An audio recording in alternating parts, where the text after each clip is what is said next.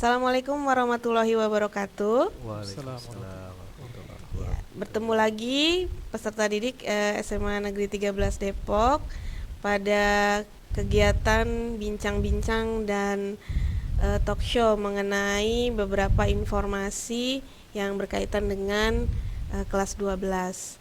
Pada kegiatan talk show kali ini SMA 13 Depok mengundang pembicara yang sudah hadir di tengah-tengah kita.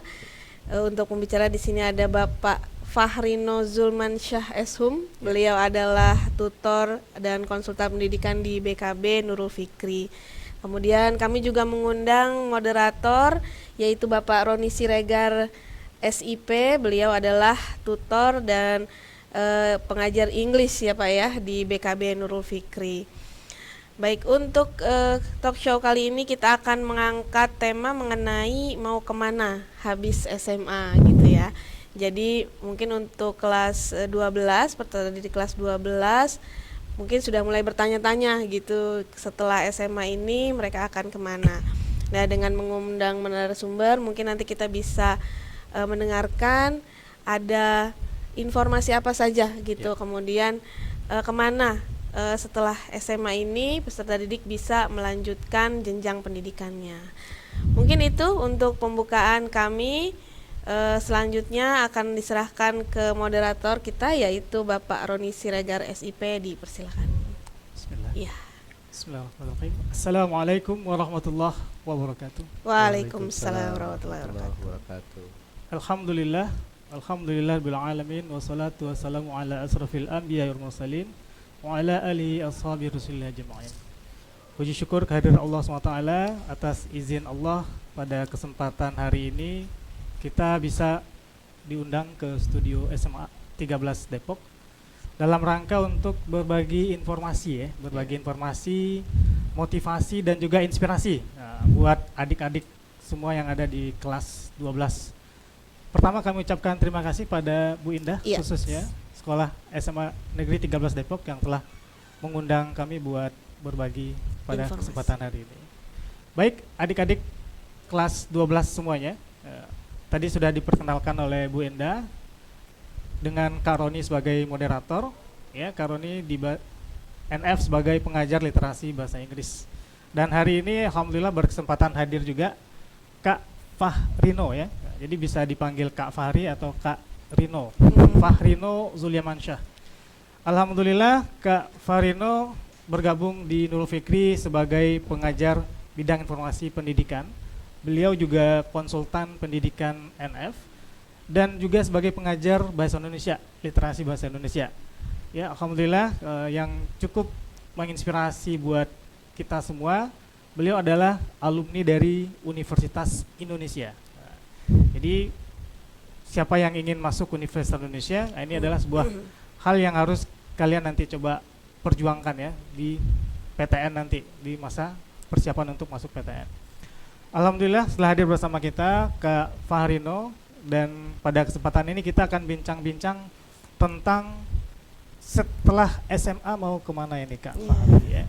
Alhamdulillah kalau kita lihat sharing berbagi dari Kak Fahri di beberapa tempat yang sudah kita isi materi, Kak Fahri lulusan dari alumni UI, beliau juga sama seperti kita dari sekolah negeri di Jakarta ya Kak Fahri ya. Betul. Dan beliau juga aktif, jadi nggak hanya aktif ketika SMA tapi juga aktif di masa perkuliahannya sebagai aktivis mahasiswa ya Kak.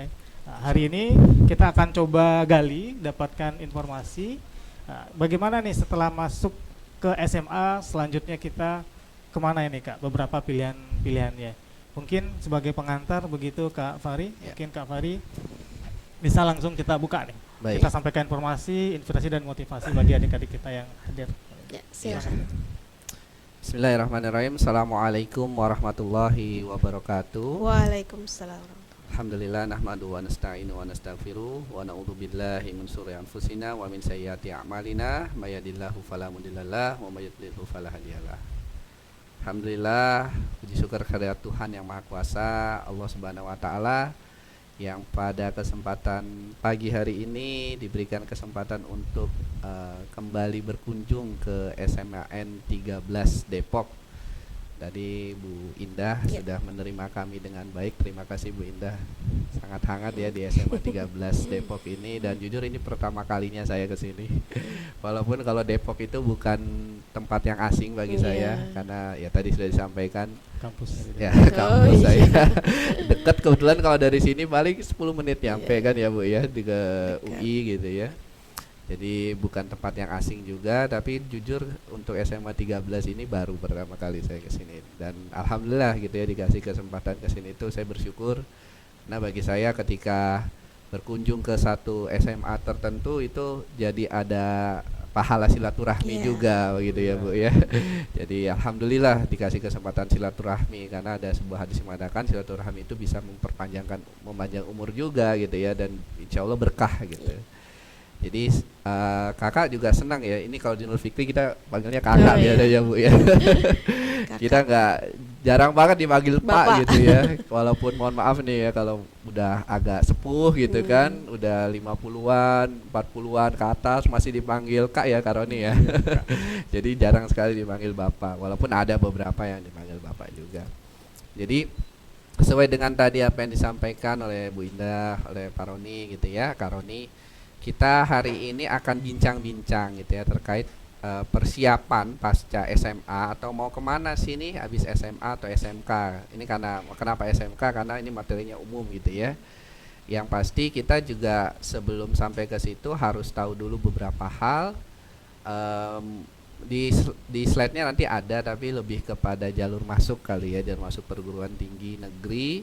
Cuman harus dipahami juga Dede sekalian, sebelum masuk ke perguruan tinggi negeri yang harus kita lihat adalah kita itu mau jurusannya apa. Itu yang lebih penting sebenarnya dibandingkan kita memilih PTN. Walaupun PTN juga penting gitu ya.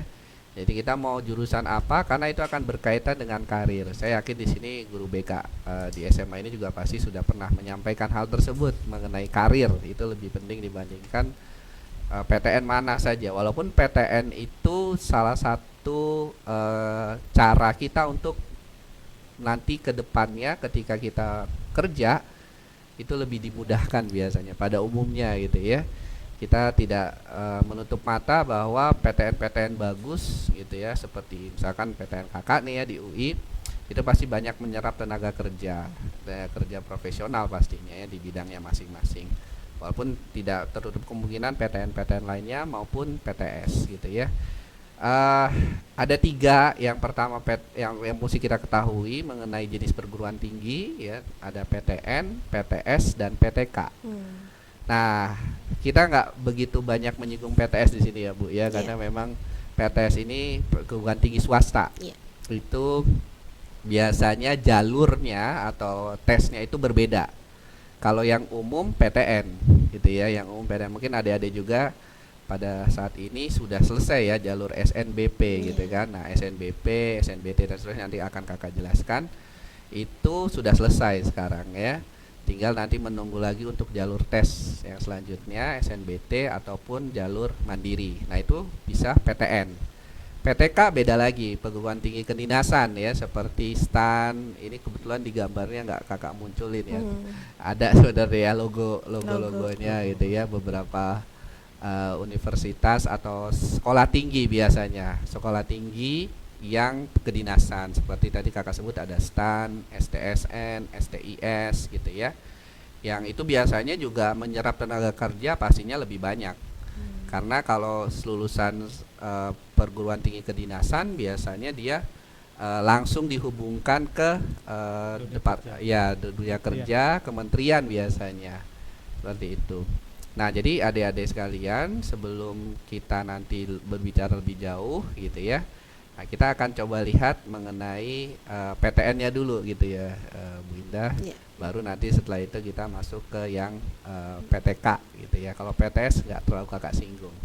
Nah, coba kita buka deh yang jalur PTN dulu ya. Jalur PTN dulu ya. Jadi alhamdulillah kita udah di sekolah negeri, jadi harapannya bisa lanjut ke negeri lagi nih. Jadi bisa ke PTN lah. Nah, atau kedinasan. Baik, nah ini ya jalur masuk PTN 2023. Kita coba lihat ada apa saja. Oh ya, sebelum sampai ke situ kakak mau ngasih tahu ini dulu nih, ada data. Data ini biar jadi penyemangat buat kita juga nih ya. Jadi di sini dikatakan persaingan masuk perguruan tinggi negeri itu sangat ketat. Kenapa? Yuk kita buka datanya. Lagi, Pak. Nah, ini untuk dulu namanya SNMPTN. Iya. Baru berubah tahun ini menjadi SNBP, Seleksi Nasional Berdasarkan Prestasi. Sampai tahun lalu disebut dengan SNMPTN. Ini jalur undangan ya Bu Indah Iya, ya. Jalur betul. undangan di sekolah ini pasti juga ada gitu kan. Yang kalau kita lihat SNMPTN dulu atau SNBP sekarang itu tidak seluruh siswa bisa ikut. Kita menyebutnya siswa eligible gitu Iya, ya Bu betul. ya. Dan tidak semua siswa bisa ikut termasuk dalam eligible Iya, gitu. Kalau mungkin di SMA ini udah akreditasinya A ya Bu ya? B Pasti. masih. Oh masih B Iya. Bu. Oke. 25%. 25% betul ya. Kalau A 45%, Iya. tapi nggak apa-apa. Jadi, nah kalau ini yang kakak ambil ya, grafik ini adalah grafik keseluruhan dari seluruh peserta yang ada. Coba kalau kita lihat dari tahun 2019 sampai terakhir kemarin tahun 2022, ternyata kalau kita lihat pesertanya di angka 400 sampai 600, yang lulus itu paling banyak di angka 120-an. Yang artinya yang lulus itu ya, yang lulus untuk SNMPTN atau jalur undangan itu hanya 19% dari seluruh siswa yang ada seluruh Indonesia. Itu yang pertama ya. Jadi hanya 19%. Lalu kita lihat lagi untuk yang selanjutnya. Nah, kita lanjutkan. Nah, SBMPTN nih, kalau sekarang namanya SNBT Iya. gitu ya Bu ya, Karoni ya. Nah, SNBT atau dulu disebut dengan SBMPTN, data yang ada kita ambil, kita lihat di depan ini 2019 sampai 2022, 4 tahun kebelakangan. Ternyata kalau kita lihat dari pesertanya di angka 700 sampai 800, yang lolos itu paling banyak di angka 190-an. Yang artinya kalau mau diambil rata-rata SBMPTN atau lewat tes itu hanya lulus sekitar 23%. 23% dari seluruh Indonesia gitu ya. Nah, jadi kalau kita udah tahu data kayak gini yang artinya 19% dan 23%, harusnya kita mikir ulang dong gitu ya, Iya, bahwa wah sedikit ya kalau kita Ibu Saingan. Bu Indah ya kan sebagai pengajar matematika ya Bu Iya, ya, kalau betul. angka 19% dibandingkan 23% kalau kita rata-ratakan 100% saja, wah itu susah ya kan Iya, saingan ya. persaingannya gitu.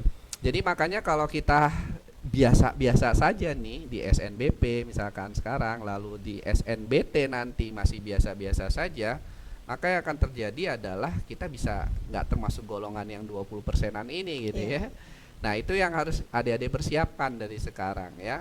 SNBT itu bagaimana, SNBP, kalau SNBP mungkin sudah ya karena sudah lewat, jadi tinggal berdoa pastinya.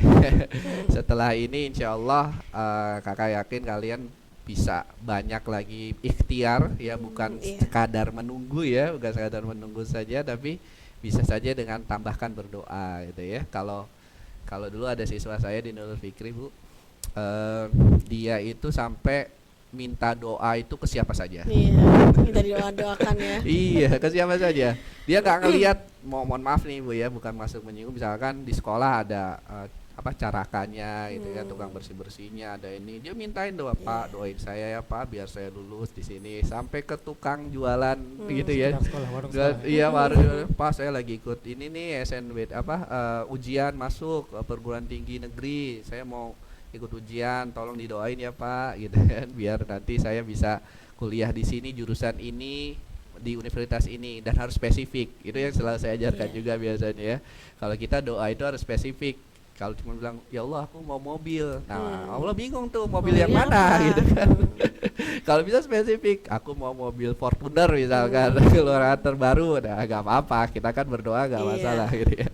Termasuk dalam urusan memilih jurusan atau perguruan tinggi negeri ya, kita gak apa-apa minta sama Allah, berdoa, minta doa ke siapapun, tidak melihat guru siapa, terserah. Apalagi guru ya Bu ya, guru itu kan doanya juga insya Allah dimakbulkan oleh Allah Subhanahu Wa Taala, karena kita nggak tahu doa siapa yang diijabah oleh Allah gitu kan. Nah itu yang selalu saya juga ingatkan, selain ikhtiar kita misalkan di SNBP melihat nilai, melihat konsultasi sama guru BK gitu kan, kalau di Nurul Fikri seperti kakak guru BIP gitu ya, nanya ini gimana Kak peluangnya masuk ke sini jurusan ini. Selain itu juga pastinya ada ikhtiar yang berupa ikhtiar doa gitu ya. Nah SNBT juga nanti kayak gitu ya. SNBT apa namanya, karena itu lewat tes gitu ya, maka juga harus selain kita mempersiapkan diri dengan soal-soal ya, soal-soal tipe yang SNBT itu gimana, kita juga harus berikhtiar yang sama melalui doa gitu ya, dan hal-hal lain seperti itu.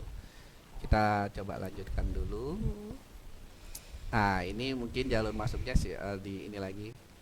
Lanjut. Nah ini kira-kira gambaran kuotanya ya. Kuotanya berdasarkan Permendikbud yang terbaru tahun 2022 kemarin. Ternyata memang kenapa SNBP tadi kalau kita lihat juga pesertanya sedikit karena memang cuma 20% ya Bu ya, betul. tiap tahun itu dikasih 20%. Nah, yang agak banyak yaitu SBMPTN atau SNBT yang di angka 30 sampai 40%. Nah, ini tergantung biasanya 30-40% ini tergantung apa? Tergantung PTN-nya berbadan hukum atau tidak. Biasanya kayak gitu. Kalau PTN yang contoh berbadan hukum apa? Misalkan UI salah satunya. UI, terus UGM itu adalah PTN berbadan hukum yang biasanya dia sudah bisa menentukan kuota dari masing-masing sendiri yang seperti SBMPTN atau mandirinya. Gitu. Jadi PTN favorit rata-rata sudah mandiri ya, lah ya. rata-rata sudah berbadan hukum. Rata-rata sudah berbadan hukum seperti itu. Nah, terus mandiri. Nah, kalau mandiri ini jenisnya juga beda-beda ya. Ada dia 30 sampai 50%. Bahkan seingat saya ya, karena tadi Kakak kan lulusan UI ya. UI itu bahkan menaruh mandiri itu di angka 50%. Jadi 50%-nya lagi bagi-bagi tuh. SNBT ya SNBP sama SNBT-nya. Jadi artinya memang tidak terlalu signifikannya malah di mandirinya. Dan mandiri UI itu banyak tipenya gitu kan, ada yang lewat jalur undangan juga mungkin disebut dengan PPKB UI gitu kan. Mungkin di sekolah ini juga ada yang ikut ya Bu ya, tadi saya baca di depan ada tuh yang lulusan-lulusannya betul, ada yang lewat PPKB UI. Iya, betul. Terus ada juga lewat ujian mandiri SIMAK namanya, SIMAK UI yang dia tes lagi dan seterusnya. Nah, jadi kalau untuk ujian mandiri ini tergantung PTN-nya masing-masing itu seperti apa ujiannya. Cuman kalau SNBT udah pasti seluruhnya itu tes yang diadakan oleh panitia secara umum. Soalnya pun juga rata-rata sama, tinggal diubah-ubah urutannya aja biasanya ya, seperti itu. Kalau kita lihat dari persentase di sini yang jalur prestasi paling kecil ya? Paling kecil 20% gitu ya. Betul. 30-40 buat jalur tes dan cukup relatif besar nanti di mandiri ya. Betul sekali. Tergantung status PTN-nya berbadan hukum. Nah, ini kan sebentar lagi udah mau dekat ke pengumuman yang SNBP nih kan. Betul. Nah, jadi ya kalau kita adik-adik ada yang lulus, alhamdulillah ya. Nah, cuman yang jadi permasalahan gini Kak. Udah eligible, udah ikut proses seleksi, alhamdulillah lulus. Iya. Tapi pilihan kedua misalnya Kak, ini kan gimana Kak? Ada kebimbangan mungkin atau apa pesan kita pada adik-adik yang mungkin nanti yang udah lulus pasti ada gembira, cuman ada kewajiban yang harus. Gimana nih Kak? Lanjut. Betul. Pertanyaan yang bagus nih Kak Roni. Ini juga nanti bisa dampak ke sekolah soalnya ya. Jadi begini. Mungkin sebelum memilih jurusan di SNBP, biasanya kalau saya di Nurul Fikri gitu ya, atau Kakak di Nurul Fikri itu selalu bilang bahwa SNBP ini kalau kalian terima atau kalian ikut eligible lalu diterima, maka itu harus diambil.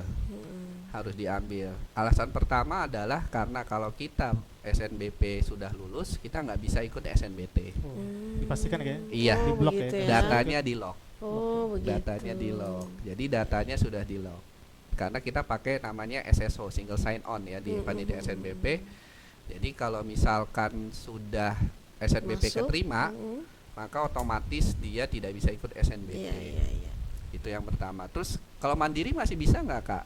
Masih bisa kalau ya nggak pakai nilai UTBK. Karena kan kalau dia ikut SNBP terus diterima, dia nggak bisa ikut SNBT dong, nggak ada nilai UTBK-nya kan. Betul. Jadi kayak gitu. Jadi kalau tidak pakai nilai UTBK, mandiri masih bisa. Nah, cuman yang jadi masalah berikutnya adalah kalau misalkan SNBP tidak diambil, maka bisa berdampak ke sekolah. Betul. Karena bisa jadi walaupun seingat saya ya, memang ini tergantung kebijakan universitas juga ya. Bahkan panitia SNBP itu SNPMB ya namanya. SNPMB itu tidak bisa ikut campur gitu dalam urusan universitas masing-masing. Kalau dia tidak mengambil di universitas tersebut, bisa jadi sekolahnya kena denda atau dalam hal ini mungkin semacam pengurangan kuota gitu kan, atau bisa jadi di blacklist, itu tergantung juga. Tapi setahu saya sih blacklist sudah nggak ada. Kalau dulu iya, dulu beberapa sekolah itu di blacklist dalam artian tahun depannya kalau ada siswa dari sini lagi Bu gitu ya, memilih ke misalkan UI misalkan, dia udah diterima di UI nggak diambil gitu kan, nah itu bisa sekolahnya bisa kena masalah gitu kan. Makanya kenapa kalau kita memilih jurusan di SNBP walaupun hanya 20% gitu ya, tolong pilihlah jurusan yang memang mau diambil. Jadi mudah-mudahan yang udah proses di sekolah Iya. kita itu pasti yang udah mau diambil. Iya, Iya, betul. soalnya kalau nggak diambil itu Iya. bermasalah nanti. Selain bermasalah ke kitanya juga, bermasalah juga ke sekolahnya. Sekolah, Itu betul. tadi ya.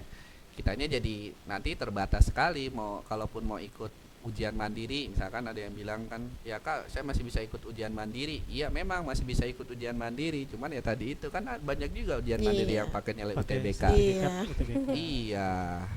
Jadi artinya tetap harus kita pertimbangkan hal tersebut. Iya. Kira-kira begitu Kak Roni. Satu lagi Kak Fahri, terkait yang SNBP prestasi. Ini kadang banyak di antara adik-adik mungkin dari pengalaman tahun lalu yang mungkin yang sekarang yang mau menjalani gitu ya, udah keterima di SNBP, terus dia jalani kuliah 1 tahun, Iya. tahun depannya coba lagi melalui jalur tes. SNBP. Nah, kira-kira gimana Kak? Apakah di blok juga akunnya? Karena Hmm. dengan angkatan yang sekarang ada perubahan atau bagaimana itu Iya. Kak? Baik, jadi sebenarnya kalau dia mengikuti tahun berikutnya, jadi dia udah les, udah kuliah nih, udah kuliah di satu PTN universitas ya? PTN tertentu, PTNA 1 tahun, lalu setelah itu dia ikut lagi tahun depannya gap year gitu ibaratnya ya, semi gap year kalau kami menyebutnya gitu ya. Kalau gap year beneran tuh yang emang dia nggak kuliah, kalau dia kuliah terus ikut lagi itu disebut dengan semi gap year. Nah siswa semi gap year ini biasanya mereka akan ada kesulitan nanti untuk verifikasi kembali akun. Jadi akun yang mereka sekarang misalkan tahun ini ikut nih 2023 ikut. Nah, nanti mereka mau ikut lagi tahun 2024. Itu biasanya tahun 2024 nanti mereka akan mengulangi kembali proses pendaftaran sampai verval dan seterusnya. Kalau mereka sudah terdaftar sebagai salah satu mahasiswa di universitas negeri ya, yang lewat SNBP atau SNBT gitu kan, atau mandiri juga, pokoknya di negeri. Kenapa? Karena ini berkaitan dengan data dia sudah punya nomor induk mahasiswa gitu kan.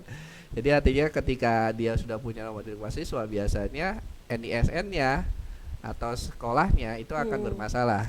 Walaupun itu masih bisa diurus nanti ke sekolah biasanya gitu ya Bu ya. Jadi kalau ada siswa yang bermasalah biasanya dia harus ke sekolah lagi gitu kan. Walaupun dia udah lulus, udah alumni gitu, dia akan balik ke sekolah nanti ke operator lagi, ngurus-ngurus lagi gitu kan. Biasanya kayak gitu. Nah, jadi artinya memang sebenarnya nggak ada masalah kalaupun mau ikut lagi tahun depan gitu ya, yang pasti lewat SNBT. Tapi saya juga terkadang bingung juga, rugi juga setahun kan. Makanya saya tuh selalu menyampaikan mungkin di sekolah juga gitu ya, kalau kalian udah terima eligible SNBP, jangan jadikan itu ajang coba-coba. Ya, jadikan itu sebagai ajang memang kalian mau ikut di situ. Kalau kalian buat ajang coba-coba aja, ya susah karena memang ini berpengaruh banyak gitu ya, seperti itu. Jadi alhamdulillah, mudah-mudahan nanti di tanggal 28 berita baik buat siswa-siswa kita. Yang Jadi, eligible 25%. Kalau kita lihat data Kak Fahri tadi, kelulusannya itu ada di persentase 19%. Nah, jadi ya bagi yang lulus alhamdulillah, yang nggak lulus nih Kak, Lanjut bersabar ke kita ya. Iya, Lanjut ke proses berikutnya. berikutnya yaitu jalur Iya. tes. Nah, mungkin Kak Betul. Fahri bisa Lanjutkan sampaikan ini. tantangan Oke. apa dari jalur tes ini seperti Ya apa. ya gitu. ya, baik baik. Kayaknya ada deh. Mm-mm. Ini ya lanjut aja dulu. Ini jalur undangan tadi sudah ya. Oke, penilaiannya di situ. Nah, ini yang jalur tes tulis, kita lanjutkan saja. Baik, untuk jalur tes tulis ini sebenarnya kita menyebutnya berubah-berubah ya. Ada Iya. SBMPTN, ada sekarang SNBT SNBT. gitu ya. Terus tipe ujiannya pun bisa beda-beda. Bukan tipe, jenis yang diujikan apa. Karena kalau kita berkaca dari tahun sebelumnya saja gitu ya, mungkin Bu Indah sama Karoni juga udah lihat gitu ya. Mm. Tahun lalu itu masih ada yang namanya TKA, Iya. Yes, TKA ya. kemampuan Akademik. akademik, Iya. ya, yang dia mengujikan kalau anak ini memilih jurusan IPA, Saintek, berarti dia harus belajar lagi matematika Saintek, biologi, fisika, kimia, gitu ya. Kalau dia jurusan IPS atau sosum, dia harus belajar sejarah, sosiologi, geografi, ekonomi, gitu ya. Nah, tahun ini tidak. Tahun ini itu hanya TPS penalaran Iya. literasi. Jadi ada 3 tuh, TPS, penalaran, dan literasi. Baru tahun ini ya berubah Baru ya. tahun ini Ibu, betul. Jadi TPS ya sebenarnya kalau saya lihat dari pemaparannya Mas Menteri gitu ya, Mas Menteri Nadiem, beliau itu inginnya konsep penalaran di kita itu kuat gitu. Jadi kenapa akhirnya bukan berarti tidak penting pelajaran seperti biologi, kimia gitu, bukan berarti tidak penting, tapi buat calon mahasiswa penalaran itu Penting. harus dipentingkan. Bagaimana caranya dia nanti bisa menalarkan atau ya sebagai bekal dasar dia menjadi seorang mahasiswa gitu kan, seperti itu. Jadi yang lebih dipentingkan adalah bekal dasarnya itu. Nah, memang ini jadi satu PR kita bersama sebenarnya Bu ya, di sekolah juga, di Nurul Fikri juga, atau di Bibel juga. Pastinya kita akan melihat gitu gimana ya cara mengajarkan yang baik gitu ya. Penalaran. Kalau literasi pun sebenarnya yang saya lihat gitu ya, mungkin Karoni di sini juga pengajar literasi bahasa Inggris gitu kan, bahwa yang lebih penting ketika kita bicara literasi, yang penting anak itu bisa menganalisis bacaan gitu kan ya. Nanti mungkin Karoni bisa tambahkan kalau di bahasa Inggris yang penting vocabnya, vocabulary-nya gitu kan. Kalau grammar nggak terlalu, walaupun ada gitu ya Karoni ya, terkait dengan tata bahasa gitu kan. Tapi kalau di literasi secara umum, literasi itu ya berkaitan dengan vocabulary ya. Atau kalau di bahasa Indonesia berarti lebih kebanyakan bagaimana caranya dia menjawab pertanyaan berdasarkan teks. Jadi hanya teks saja yang dilihat. Nah, ini jadi satu tantangan kita bersama sebenarnya ya, baik sekolah maupun NF gitu ya, atau bimbel pada umumnya. Bagaimana caranya kita mengajarkan siswa-siswi kita terkait dengan hal tersebut gitu ya.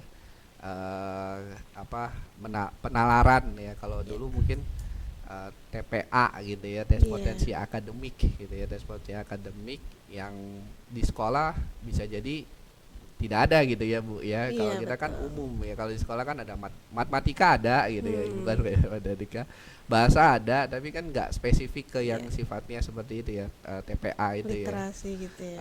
Jadi makanya ini jadi tantangan kita bersama sebenarnya. Tapi alhamdulillah kami berusaha gitu ya untuk menyesuaikan gitu. Jadi artinya tahun ini bukan adik-adik juga ya, TKA memang tidak ada, tetapi TKA ini bisa jadi masih berpengaruh kalau mau ikut ujian mandiri. Oke, jadi diingatkan ya. Nah, jadi bagi adik-adik yang mau ikut jalur PTN melalui mandiri, siap-siap nanti kita ikut kebijakan dari PTN ya. Betul. Kemungkinan besar dari tahun ke tahun itu masih yang ada. akademiknya masih ada. Jadi kalau setahu gitu saya ya. misalkan kayak di UI ya, nih mohon maaf nih, mau contohnya UI dulu nih ya. Universitas idaman ya. Mohon maaf nih ya, atau nggak usah UI dah, UNJ misalkan ya, Penmaba namanya. Kalau di UI kan SIMAK tadi. Penmaba UNJ itu tiap tahun selalu tes lagi. Tes lagi, dan di situ ada yang namanya ujian TKA-nya. Ya, tadi kalau IPA atau Saintek berarti biologi, fisika, kimia. Kalau matematika Saintek gitu ya. Kalau IPS geografi, sejarah, ekonomi, sejarah sosiologi gitu kan ya, itu masih relevan gitu. Jadi artinya tetap saja kita kalau kalau belajar ya, ini juga sesuai dengan arahan dari Mas Menteri juga, bahwa pembelajaran itu harus menyeluruh. Jadi jangan spasial ya, bukan spasial juga sih. Jadi kalau yang saya lihat dari yang diinginkan oleh Mas Menteri itu, memang beliau berusaha untuk menghilangkan sekat jurusan gitu ya. Makanya kan sekarang ini semua siswa itu boleh memilih jurusan apapun, nggak ngelihat kalau dia IPA IPS gitu ya, boleh aja memilih. Kalau dulu kan ada persyaratan ya, misalkan mau ambil jurusan kedokteran gitu ya Bu ya, kedokteran nggak boleh anak IPS, SMK juga nggak boleh, harus SMA atau MA jurusan IPA, dulu seperti itu. Nah tetapi sekarang dengan aturan yang terbaru itu diperbolehkan. Nah cuman pertanyaan selanjutnya ini, mohon maaf bukannya merendahkan atau merasa nggak percaya gitu dengan adik-adik kita yang jurusan IPS ya. Ada siswa datang, wah berarti saya anak IPS boleh dong Kak ngambil kedokteran. Kalau secara aturan boleh. Boleh, saya bilang silakan. Cuman masalah selanjutnya adalah apakah kamu mampu? Mampu dalam artian begini, sederhana aja saya biasanya tanyakan gitu ya Bu ya. Kamu belajar biologi kimia nggak di sekolah? Dulu Kak kelas 10 sempat gitu kan, kalau nggak salah ada yang peminatan gitu ya Bu ya. Peminatan kalau IPS kadang salah satu gitu, ada biologi kimia atau lintas minat. Lintas minat betul ya Bu ya. Belajar nggak itu? Adakah dulu? Cuman spesifik enggak sih Kak gitu kan. Oke, sekarang kalau misalkan itu tidak spesifik gitu ya. Nah, masalah selanjutnya adalah kamu bakal bisa nggak tuh belajar biologi kimia dulu yang dasar-dasar aja dulu sama SMA dalam satu semester. Karena nanti pasti ada materi dasar satu semester gitu ya di kedokteran gitu ya. Kita bicaranya kedokteran nih ya, yang biasanya jadi banyak favorit siswa gitu ya. Siswa tuh anak IPA pasti ada aja dalam satu sekolah yang milih jurusan kedokteran, pasti ada. Nah jadi saya biasanya nanya kayak gitu, kamu mampu atau tidak? Kalau kamu tidak mampu, sebaiknya jangan. Walaupun dia secara aturan boleh, IPS boleh ngambil jurusan IPA gitu kan ya. Di SNBP, SNBT juga boleh gitu kan. Nah kalau mandiri saya belum tahu nih apakah nanti ada kebijakan harus milih sesuai dengan jurusannya atau tidak, itu belum tahu nih. Kita nunggu dulu ya kalau mandiri. Tapi dari dua itu saja kita harusnya lebih berpikir gitu ya. Jadi jangan euforia, wah aku bisa ngambil jurusan ini nih, aku bisa ngambil jurusan kedokteran nih anak IPS, tapi kita nggak mau persiapan diri untuk ke situ. Bahkan ada siswa saya lucu Bu di Nurul Fikri, mau ngambil kedokteran tapi dia takut darah. Gimana coba? Gimana ya? dia kalau lihat darah sedikit takut ya. Gimana? Saya bilang kamu ngambil jurusan kedokteran mau jadi dokter tapi takut darah. Mau jadi dokter umum harus terbiasa dengan darah. Dokter umum ya, walaupun kan saya bisa spesialis ini Kak, ya tetap aja dulu kan harus lewat jalur dokter umum kan. Dokter umum melihat darah nggak bisa ya susah, ya kan. Jadi artinya tetap harus dipertimbangkan itu. Nah jadi kalau pemilihan jurusan memang di SNBP atau SNBT itu nggak ada. Makanya kenapa tadi yang diujikan hanya TPS, literasi dan penalaran kan. Penalaran dia tidak berkaitan dengan jurusan tertentu gitu kan. Cuman memang ini perlu kita lihat kembali nih ya. Ini mengukur diri kita sendiri ya, kita harus mampu mengukur diri kita sendiri apakah kita mampu atau tidak, seperti itu. Baik. Kalau untuk yang tes tadi Kak, mungkin karena masih dalam pendaftaran ya, mungkin kita ingatkan ya adik-adik kita yang belum punya akun ya. Oh iya betul. Gitu. Cuman udah selesai sih. Pendaftaran akunnya udah selesai. Ya. Tanggal 3 Maret kemarin. Tapi masih dibuka untuk yang masih bermasalah. Jadi alhamdulillahnya saya melihat pengumuman kemarin di IG-nya atau di websitenya panitia SNPNB itu masih dibuka untuk yang masih bermasalah verbalnya dan lain gitu ya. Tapi kalau yang baru pendaftaran awal udah ditutup. Jadi sudah dipastikan udah punya akun semua ya? Ya harus, kalau enggak ya susah, nggak bisa daftar nanti buat ini SNBT. Buat SNBT-nya begitu ya. Terus ini Kak, kalau tadi terkait dengan tes Artinya nanti kan ada masa kita pendaftaran, Iya. terus ada nanti masa kita ujian siswanya, terus pengumuman ya. Iya. Nah, ini ada yang pernah bertanya nih Kak kepada kita nih orang tua khususnya. Kak, saya mau lanjut nanti SNBT tesnya itu ngambil UGM.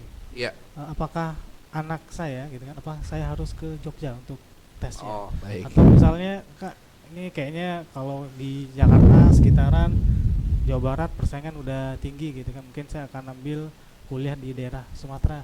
Orang tua saya apakah nanti harus tes juga ke daerah Sumatera gitu. Nah, jadi mungkin Kak Fahri bisa sampaikan ya Iya. pengalaman teknisnya dan Baik. pelaksanaan strategi untuk memilih tempat ujiannya gimana gitu. Baik.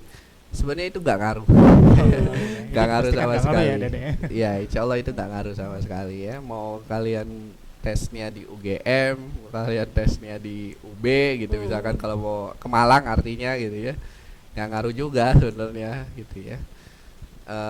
Kalau untuk jalur SNBT itu tidak berpengaruh, tapi kalau jalur mandiri mungkin ngaruh. Jadi kalau misalkan ikut utul UGM, ya ini sebenarnya ini tidak ditulis ya, tidak tertulis aturannya oleh UGM. Cuman biasanya sih kalau misalkan utul kan dia terbagi dua tuh, biasanya ujiannya ada yang di Jakarta, ada yang di Jogja. Nah, biasanya yang di Jogja ini ada ini khusus lah gitu kan ya biasanya ya. Jadi yang ujiannya di Jogja biasanya ada penilaian khusus, tapi bukan berarti yang di Jakarta jadi nggak bisa ikut gitu kan, nggak kayak gitu. Jadi kalau untuk SNBT tes Nggak nggak ngaruh. Jadi Nggak ngaruh kita sama ada sekali. di Depok, ujiannya di UI juga Nggak apa-apa, nggak masalah. Terus Karena itu juga tidak berhubungan gitu ya, tidak berhubungan dengan kelulusan. Ya, tempat tes itu tidak berhubungan dengan kelulusan gitu. Nah, jadi mungkin bisa jadi catatan kita nih adik-adik. Nah, jalur prestasi menunggu pengumuman tanggal 28, begitu jalur tes. Nah, nanti jangan ada keraguan ataupun ketakutan, bisa ujian di mana aja ya, nggak ngaruh tempatnya, apakah harus di tempat PTN yang dituju. Nah, cuman terkait pilihannya nih Kak.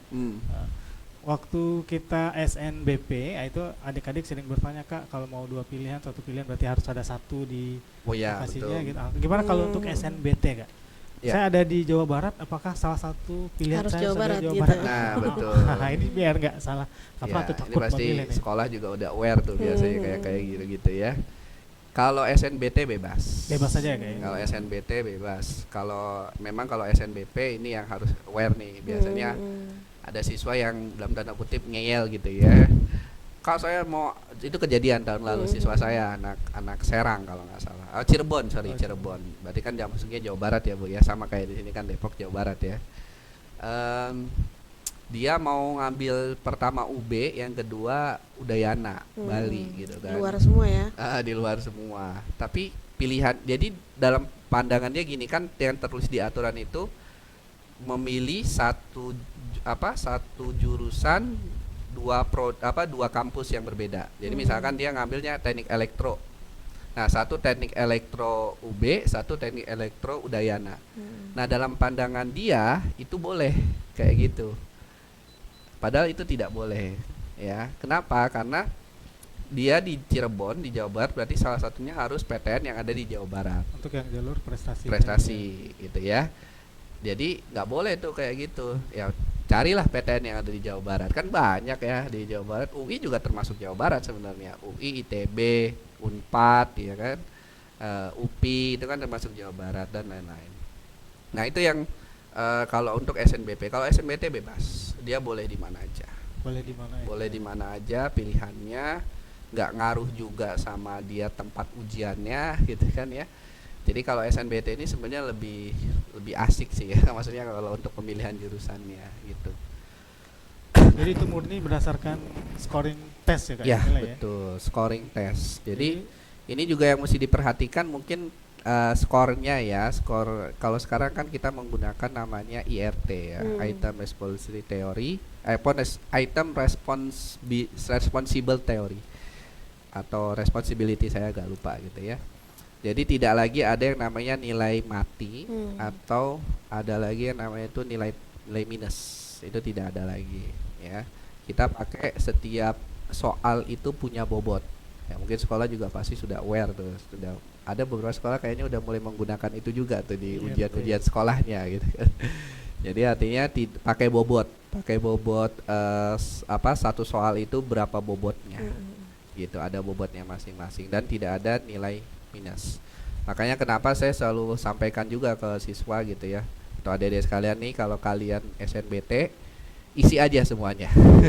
Jangan takut untuk tidak mengisi ya, tapi jangan asal-asalan juga. Iya. Gitu.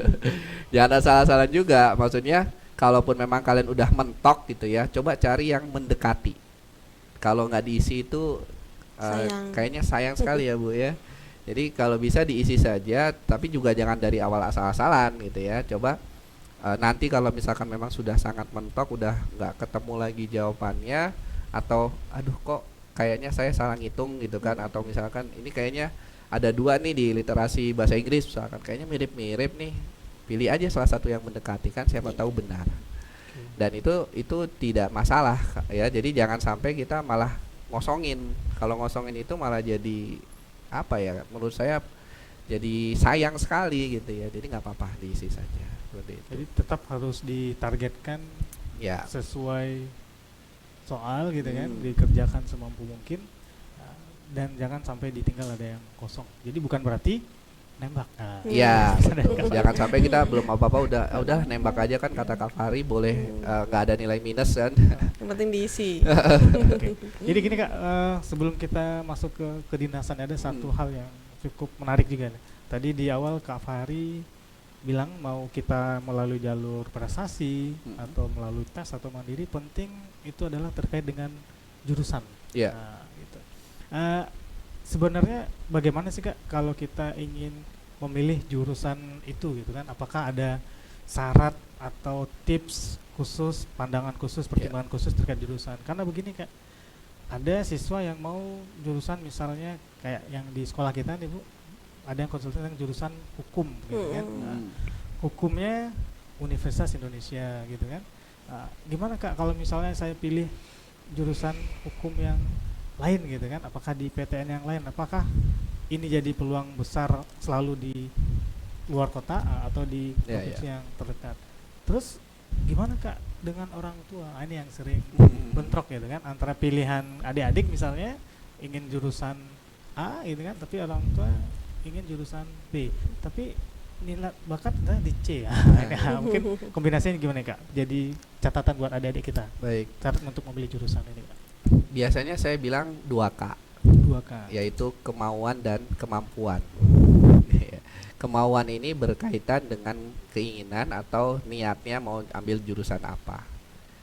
Jadi kita jangan sampai juga belum apa-apa itu udah memilih jurusan sesuai dengan, misalkan mohon maaf nih ya, disuruh sama orang tua gitu, atau kata guru BK saya ini Kak gitu. Ya itu bagus sebenarnya, nggak ada masalah, bukan berarti wah kata Kak Fahri kalau kata guru BK nggak boleh, bukan gitu ya. Itu guru BK mah nggak ada bedanya lah sama kakak kan ya, kakak juga guru BK kalau di NF kan, ibaratnya kayak gitu. Nah jadi 2K ini kemauan nih, berkaitan dengan keinginan, niatnya mau masuk apa. Yang kedua kemampuan. Kalau misalkan kemauan ada tapi kemampuan nggak ada, itu hati-hati. Maksudnya gini, saya mau sering kali menemukan siswa itu punya minat, punya niat untuk masuk jurusan kedokteran misalkan, tetapi nilainya jauh pas-pasan, kemampuannya nggak bisa, nggak ada gitu ya. Cuman karena mohon maaf sekali lagi, karena menganggap bahwa jurusan kedokteran itu menjanjikan. Memang sih kalau jurusan kedokteran ujungnya jadi dokter, nggak bingung kan mau ngapain lagi gitu kan ya. Walaupun yang mau jadi dokter tuh harus ini lagi, harus koas dan lain gitu kan. Jadi kalau cuma lulusan S1 kedokteran itu belum bisa jadi dokter ya kan. Kalau mau jadi dokter praktik dan lain harus ini dulu apa namanya, koas ya, asisten gitu kan. Nah banyak yang kayak gitu, dia kemauannya ada, niatnya ada, tapi kemampuannya nggak ada ya. Maka ini harus jadi pertimbangan juga gitu ya.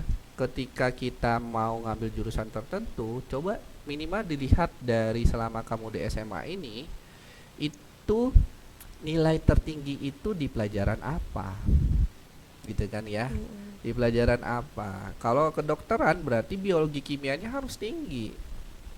Kalau misalkan kedokteran tapi biologi kimianya nggak tinggi, malah misalkan ada kejadian waktu itu siswa saya mau ambil kedokteran tapi dia tingginya di seni, di bahasa gitu ya, PPKN kalau nggak salah waktu itu.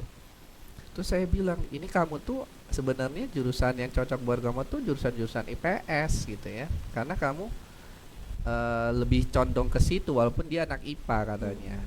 Terus akhirnya saya gali lagi, emang kenapa kamu ingin ambil kedokteran? Awalnya dia nggak cerita tuh, dia bilang iya kak saya ini apa saya pokoknya adalah, tapi ternyata pada akhirnya dia ngomong, ya kak saya sebenarnya dalam tanda kutip disuruh orang tua saya kak ngambil kedokteran, karena kalau nggak kedokteran saya nggak dibolehin kuliah kak. Wah ini sulit nih, biasanya saya bingung juga nih karena orang tuanya udah ngomong kayak gitu, kalau nggak kedokteran saya nggak dibolehin kuliah. Nah ini biasanya jadi masalah. Tetapi ya adik-adik sekalian, ini yang perlu kita lakukan ke depannya adalah komunikasi sebenarnya ya sama orang tua. Jangan sampai belum apa-apa kita udah gimana gitu pandangannya, wah orang tua saya pasti ngelarang nih, padahal kan sebenarnya belum kita komunikasikan saja gitu ya. Jadi kalau kami di BIP gitu ya, guru BIP atau secara umum konseling gitu ya, itu juga ada terkait dengan layanan yang berkaitan dengan orang tua juga. Jadi artinya boleh saja nanti kita pertemukan antara anak dengan orang tua gitu. Mungkin di sekolah juga pasti ada yang seperti itu. Lalu kita bicarakan sama-sama. Ini kira-kira bagusnya di mana, jurusannya apa, dengan nilai dia sekian, kemauan dia ini, nanti bisa kita cari jalan tengahnya. Jadi jangan sampai kita mengkonfrontasi juga gitu ya antara pilihan anak dengan pilihan orang tua gitu kan. Tetap saja walaupun anak itu punya pilihan yang menjalani, kan banyak yang ngomong kan yang menjalani kamu gitu kan, yang menjalani kan si siswa tersebut bukan orang tuanya. Tapi tetap aja namanya orang tua itu punya ridho gitu kan ya. Ridho Allahi fi ridhal walidain wa suktullahi suktil walidain. Ridhonya Allah itu ridhonya orang tua ya kan? Jadi saya selalu bilang jangan sampai kita mengkonfrontasi ya, melakukan konfrontasi antara orang tua dengan siswa. Jadi sebisa mungkin kita coba fasilitasi untuk bicarakan baik-baik, cari jalan tengahnya. Kalau misalkan emang orang tua pinginnya kedokteran, anaknya ternyata potensinya di bidang IPL gitu kebanyakan, kita bisa cari jalan tengah, misalkan memilihkan jurusan yang berkaitan dengan kesehatan juga, tapi lebih banyak berkaitan dengan omongan sosial itu gitu sosial ya. Seperti salah satunya biasanya saya arahkan ke FKM. Kesehatan masyarakat gitu kan ya, itu kan bisa jadi kita bisa cari jalan tengahnya. Intinya tidak ada satu pihak yang dirugikan kayak gitu. Jadi buat adik-adik semuanya, kita ingat ya catatan dua hal yang dari Kak Fahri tadi untuk milih jurusan: kemauan atau keinginan adik-adik dan juga kemampuan. Nah, dan dua hal ini jangan lupa dikomunikasikan juga bersama orang tuanya. Betul. Nah, karena Kak Fahri tadi ingatkan juga ridho Allah dan juga ridho orang tua. Terima kasih Kak Fahri terkait dengan yang tes tadi, kita juga sudah coba gali. Nah, ini juga ada nih Kak Fahri, lanjut nih yang terkait dengan pendidikan tinggi kedinasan. Oke. Silakan Kak Fahri. Baik, jadi ini tambahan sebenarnya ya, karena biasanya di sekolah juga pasti sudah ada informasi, bahkan ada beberapa PTK perguruan tinggi kedinasan itu yang datang ke sekolah-sekolah. Kalau dulu saya waktu SMA tuh stan tuh datang ke sekolah, biasanya dia promosi atau ngasih tahu gitu kan. Nah sebenarnya PTK ini bisa jadi salah satu alternatif juga untuk perguruan tinggi yang bisa dimasuki oleh siswa-siswi kita gitu ya. Karena memang ini di bawah kementerian ya, di bawah departemen pemerintah. Jadi nggak cuma kementerian sih, pokoknya di bawah departemen pemerintahan. Semua kedinasan ya, perguruan tinggi kedinasan atau ada juga politeknik kedinasan itu di bawah departemen atau lembaga pemerintah. Jadi buat kalian yang ingin langsung gitu ya jadi PNS misalkan gitu ya, atau ASN gitu ya, itu bisa memilih perguruan tinggi kedinasan. Nah, cuman yang harus diperhatikan lagi adalah ini ada slide selanjutnya. Nah, mungkin kalau ya mungkin bisa ya. Jadi ada dua sebenarnya. Ya, jadi ada yang langsung diserap oleh instansi yang bersangkutan, ada yang biasanya tidak diserap. Oh, tapi ini sebenarnya sih dulu ya. Kalau sekarang nggak tahu deh, mungkin ada sedikit penyesuaian ya. Setahu saya sih masih ada beberapa instansi atau PTK yang dia itu tidak, ya gini aja nggak apa-apa.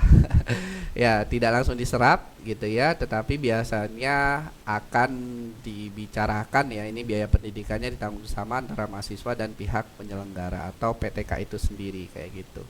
Nah, tapi secara umum sekarang itu perguruan tinggi kedinasan setahu saya sudah mulai penyempurnaan gitu ya. Dia tidak lagi memerlukan biaya pendidikan. Rata-rata sudah gratis. Rata-rata sudah gratis untuk biaya pendidikan di PTK. Kita lanjut aja. Oh ya, ini beberapa contohnya. Ya, misalkan ini di STIS ya. Nah, STIS ini dulu memang kalau zaman-zaman dahulu masih ada beberapa yang dia itu kayak tadi ya, ada mahasiswa STIS yang dia itu masih berbayar. Tapi sekarang sudah tidak, setahu saya. Seingat saya, karena kemarin itu terakhir saya ngobrol sama teman saya yang lulusan STIS, itu sudah seperti itu. STAN juga, STAN apalagi gitu ya. STAN ini paling banyak biasanya di antara kedinasan-kedinasan yang ada, yang dia itu menyerap mahasiswa gitu ya. Dan biasanya lulusan STAN itu memang sudah langsung diarahkan untuk masuk ke Kementerian Keuangan gitu kan, atau hal-hal yang berkaitan dengan keuangan di beberapa instansi negara atau sejenisnya. Nah, memang enaknya kalau kita memilih kedinasan itu adalah linknya. Jadi linknya itu banyak. Jadi kalau misalkan nih, mohon maaf ya, masih ada omongan gitu ya, S1 aja banyak yang nggak kerja kok sekarang gitu kan. Lulusan S1 aja banyak yang nggak kerja kok sekarang gitu kan.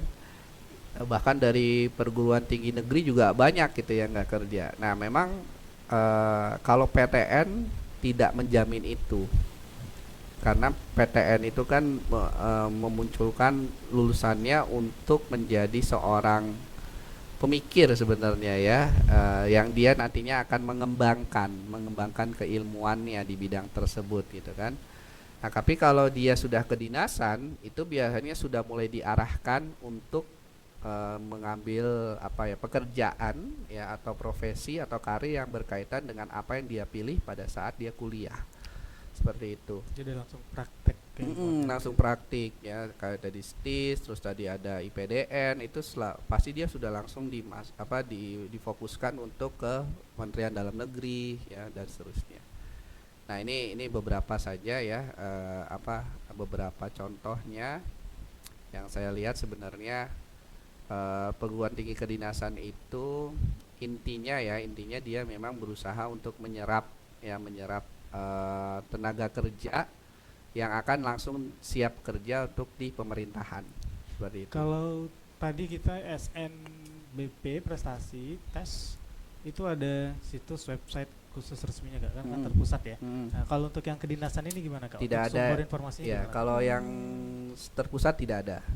Tapi dia Masing-masing biasanya ya. masing-masing, betul Ibu. Masing-masing sekolah tingginya. Sudah tingginya. Jadi adik-adik yang ingin mencari peluang di kedinasan, Kedinasan. artinya coba pantangin gitu kan, perhatikan website di sekolah kedinasan atau perguruan yang tinggi yang diinginkan langsung secara pribadi gitu ya. Iya. Oke. Ini kayaknya sudah selesai nih. Sudah selesai ya. Ya. Oke.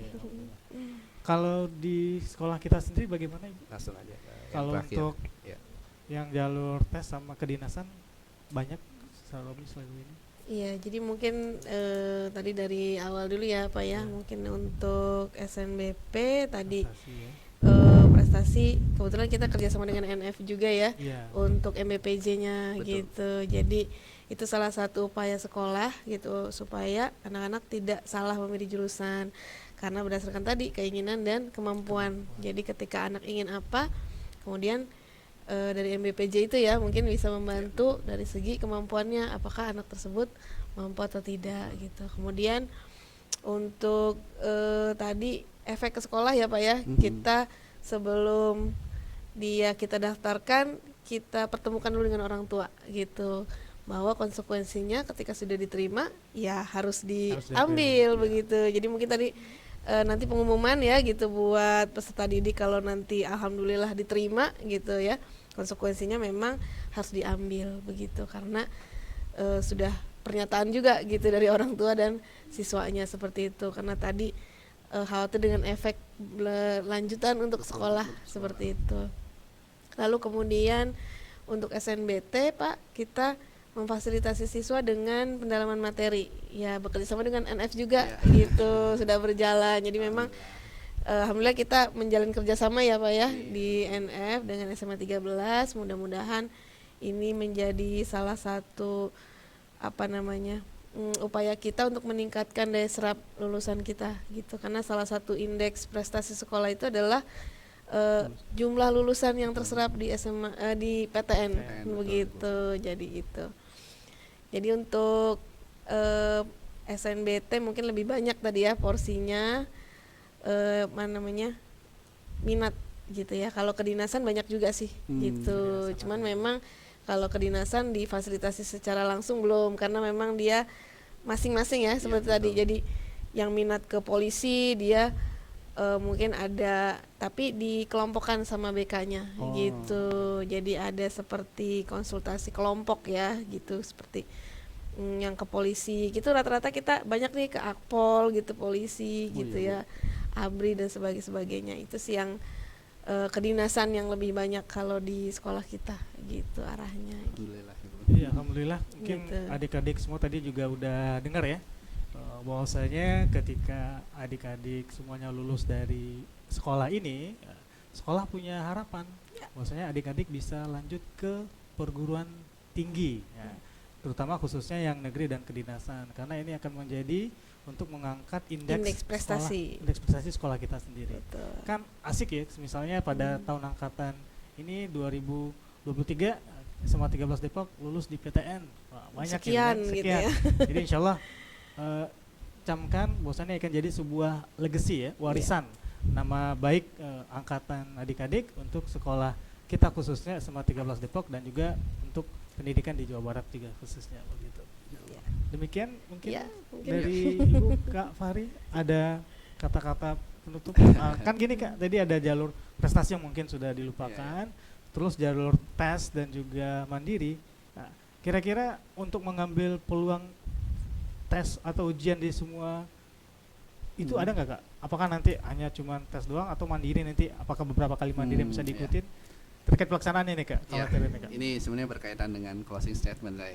Jadi memang adik-adik sekalian yang harus diperhatikan adalah jangan sampai kita terlalu pede. Itu yang pertama, over pede dengan satu jenis ujian.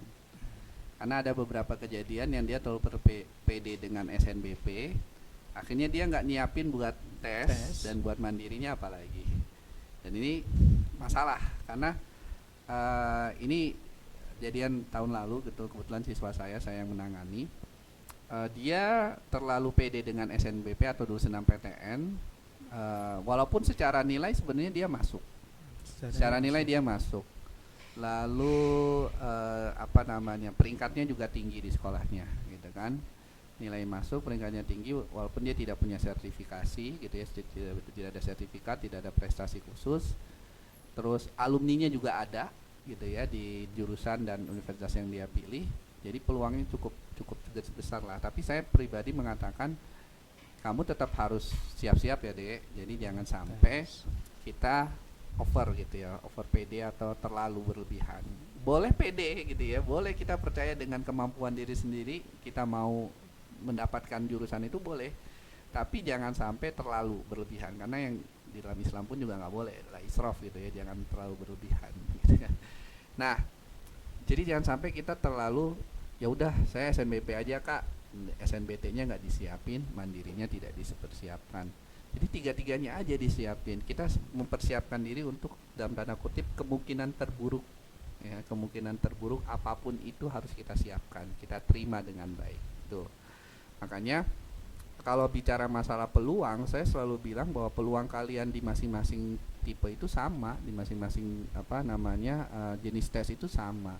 Kalau mau dibilang 50%, mungkin 50% lah di tiap-tiap SNBP 50%, ini 50%, ini 50%. Dalam artian setengah-setengah masih, ya.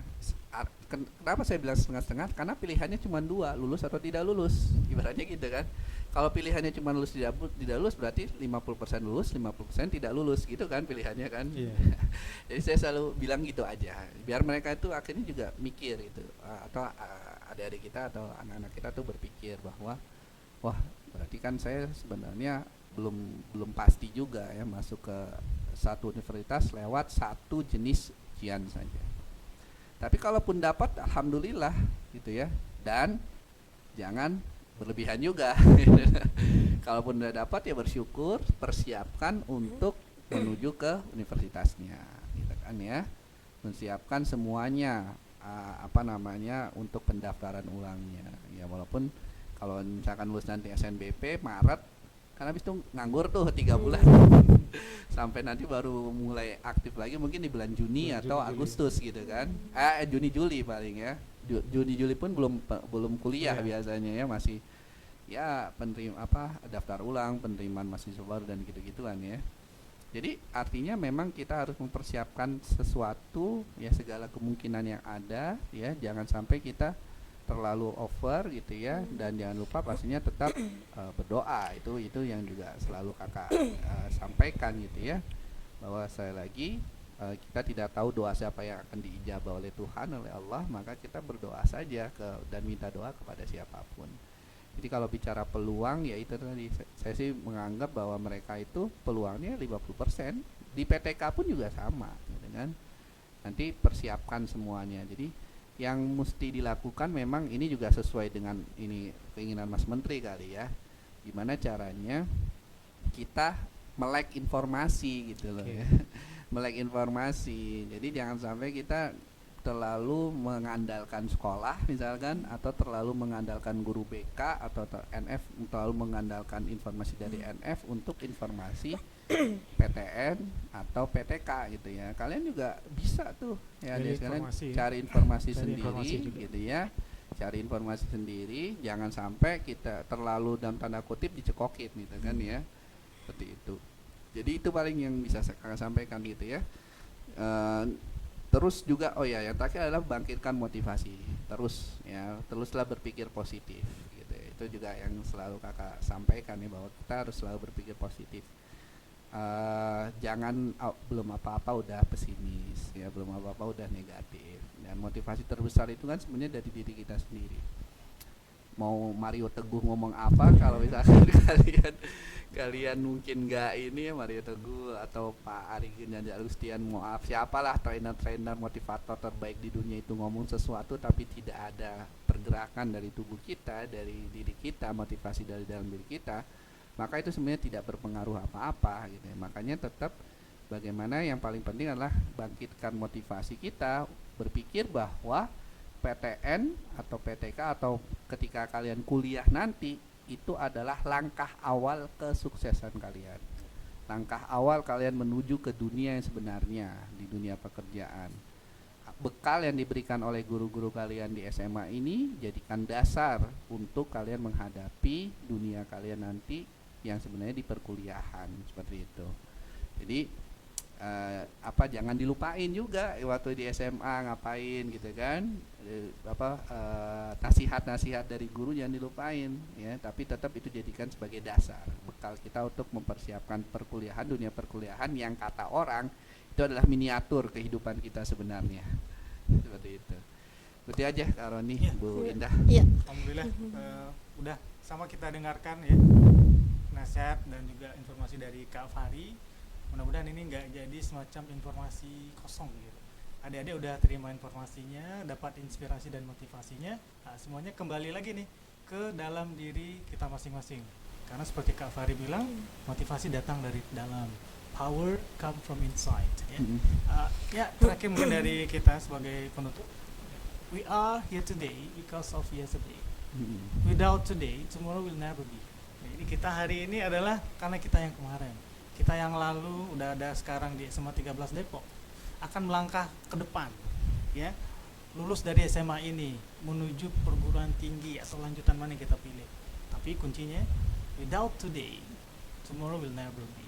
Jadi pastikan adik-adik semuanya kita persiapkan dari sekarang, ya. Tentunya dengan izin orang tua kita dan juga ridho dari guru-guru kita. Demikian Ibu dari kami dan Kak Fahri Ya. sampaikan. Ya. Baik, terima kasih atas kehadirannya Pak Fahri, Kak Fahri dan Kak Roni sudah berbagi informasi dan bincang-bincang. Mudah-mudahan ini bisa menjadi motivasi dan bisa menjadi tambahan informasi untuk peserta didik kami di SMA Negeri 13 Depok. Baik, peserta didik SMA Negeri 13 Depok yang Ibu cintai dan Ibu banggakan, mudah-mudahan bincang-bincang kita hari ini bisa bermanfaat, bisa menambah informasi, bisa menambah motivasi sehingga cita-cita kalian bisa tercapai, ya. Seperti tertulis bahwa siapkan diri untuk meraih dan menggapai cita-cita, gitu ya. Kuncinya adalah berusaha dan berdoa, begitu ya kakak-kakak ini. Betul. Ya, mungkin kegiatan kita cukupkan sampai di sini, ya. Mudah-mudahan bermanfaat untuk kita semua. Billahi taufiq wa hidayah. Assalamualaikum warahmatullahi wabarakatuh. Waalaikumsalam warahmatullahi wabarakatuh. Terima kasih.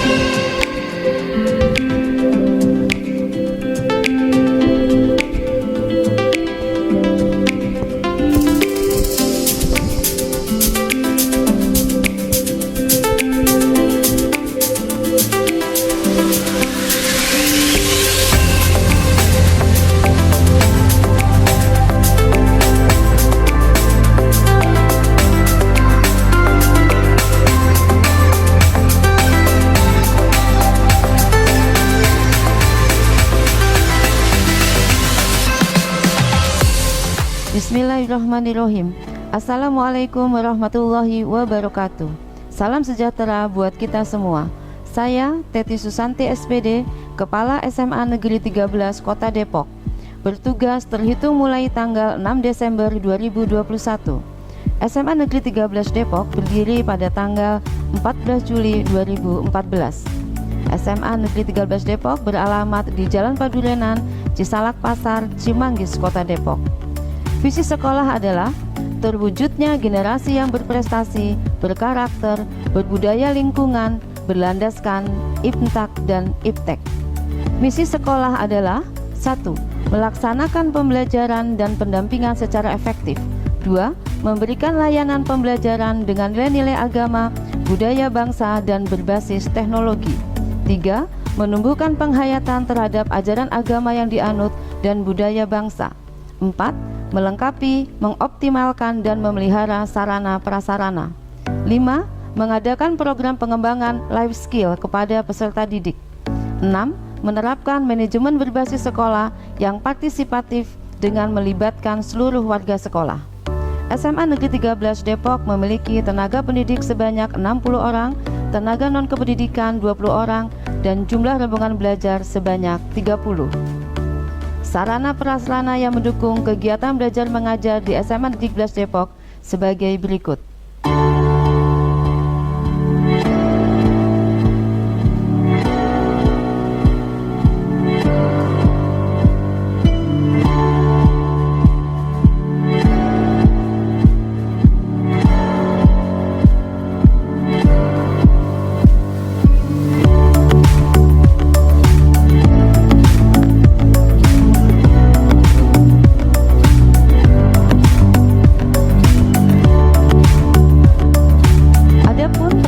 Yang dicapai oleh SMA Negeri 13 Depok adalah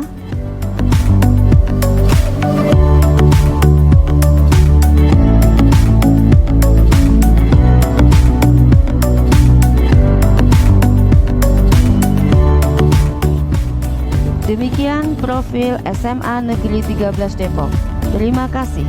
Wassalamualaikum warahmatullahi wabarakatuh. Semantis berani.